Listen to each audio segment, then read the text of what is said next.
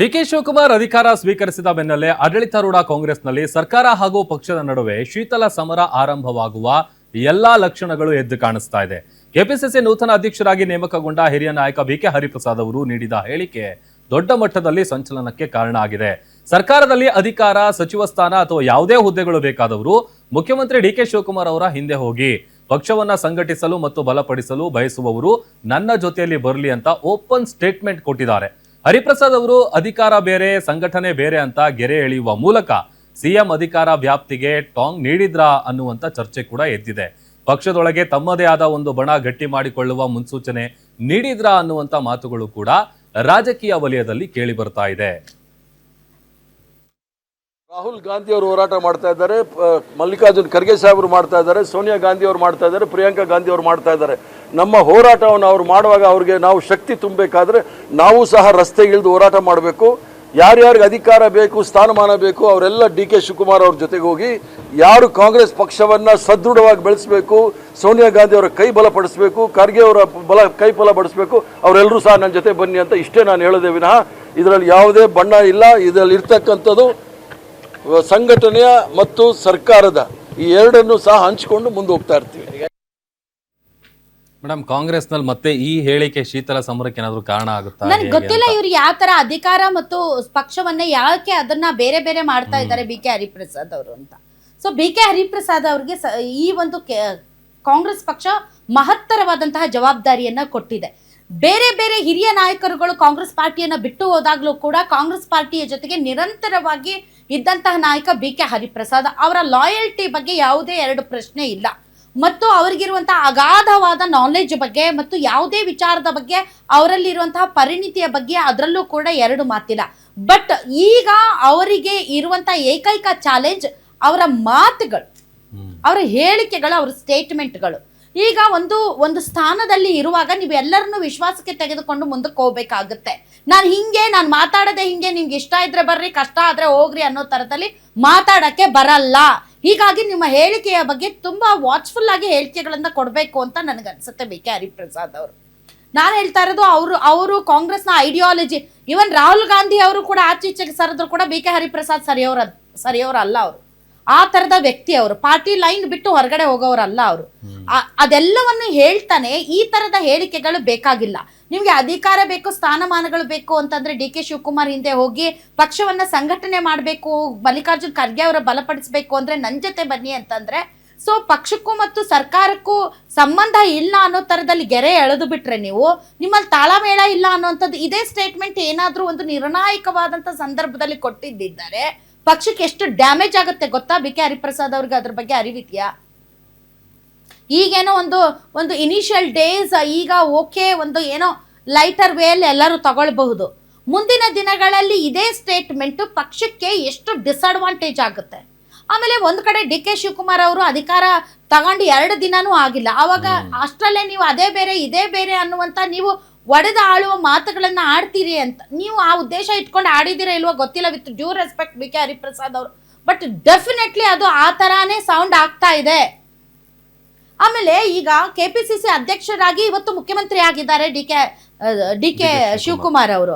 ನೀವ್ ಹೇಳ್ತೀರಾ ಪಕ್ಷ ಸಂಘಟನೆ ಮಾಡೋರು ಸ್ಥಾನಮಾನ ಮತ್ತು ಅಧಿಕಾರಕ್ಕೆ ಆಸೆ ಪಡಬಾರ್ದು ಅಂತ ಅಂದರೆ ಸುಮ್ಮನೆ ಇರ್ತಾರೆ ಕಾಂಗ್ರೆಸ್ ಕಾರ್ಯಕರ್ತರು. ನಾವು ಪಕ್ಷಕ್ಕೋಸ್ಕರ ನಾವು ಸಾಯ್ತೀವಿ, ಪಕ್ಷಕ್ಕೋಸ್ಕರ ಇರ್ತೀವಿ ಅಂತ ತಮ್ಮ ಒಂದು ಸ್ವಂತವಾದಂತಹ ಏಳಿಗೆ, ತಮ್ಮ ಸ್ವಂತವಾದಂತಹ ಮಹತ್ವಾಕಾಂಕ್ಷೆಗಳು, ಆಸೆಗಳು ಏನೂ ಇರೋದಿಲ್ವಾ ಅವ್ರಿಗೆ? ನಾನು ಪಕ್ಷಕ್ಕೋಸ್ಕರ ದುಡಿದ್ರೆ ಮುಂದಿನ ದಿನಗಳಲ್ಲಿ ನನಗೂ ಕೂಡ ಪಕ್ಷ ಒಳ್ಳೆಯ ಸ್ಥಾನಮಾನಗಳನ್ನ ಕೊಡುತ್ತೆ ಅಂತಾನೆ ತಾನೇ ಪ್ರತಿಯೊಬ್ಬ ಕಾರ್ಯಕರ್ತನು ಕೂಡ ಹೆಜ್ಜೆ ಹಾಕೋದು ನಿಮ್ ಜೊತೆಗೆ.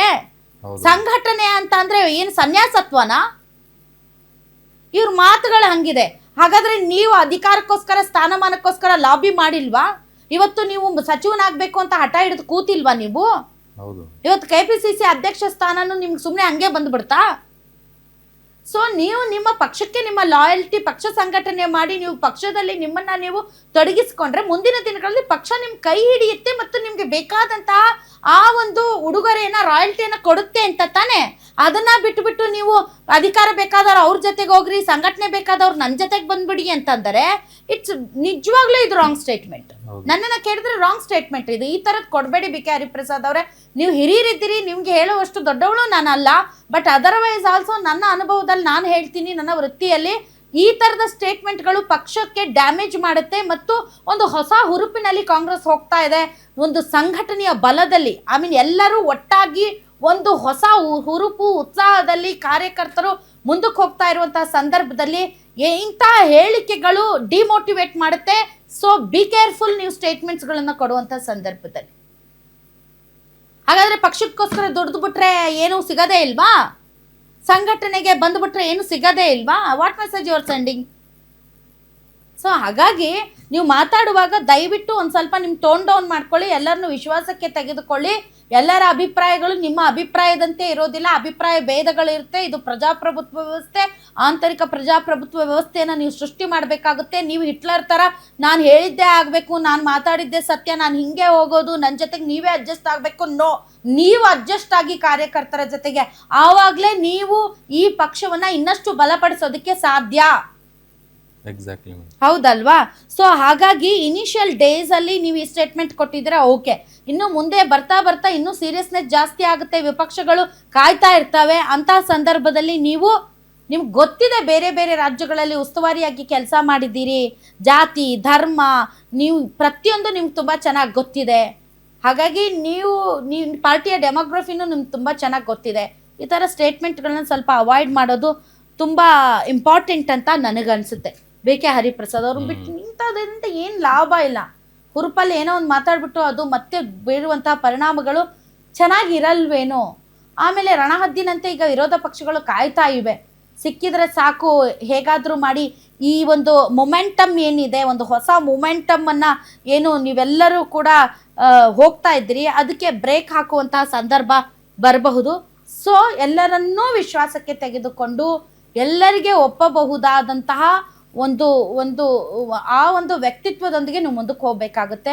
KPCC ಅನ್ನೋದು ಒಂದು ದೊಡ್ಡ ಸಾಗರ ಇದ್ದ ಹಾಗೆ, ಇದರಲ್ಲಿ ಎಲ್ಲರೂ ಒಂದೇ ಥರ ಇರಲ್ಲ. ಬೇರೆ ಬೇರೆ ಭಿನ್ನ ಭಿನ್ನವಾದಂತಹ ಅಭಿಪ್ರಾಯ, ಭಿನ್ನ ಭಿನ್ನ ಲೋಕಾಭಿರುಚಿ ಇರುವಂತಹ ಕಾರ್ಯಕರ್ತರುಗಳಿರ್ತಾರೆ. ಎಲ್ಲರನ್ನೂ ಒಟ್ಟಿಗೆ ತೆಗೆದುಕೊಂಡು ಹೋಗ್ಬೇಕಂದ್ರೆ ನೀವು ಒಂದು ಸ್ವಲ್ಪ ಟೋನ್ ಡೌನ್ ಆಗಬೇಕು. ಹೌದಲ್ವಾ?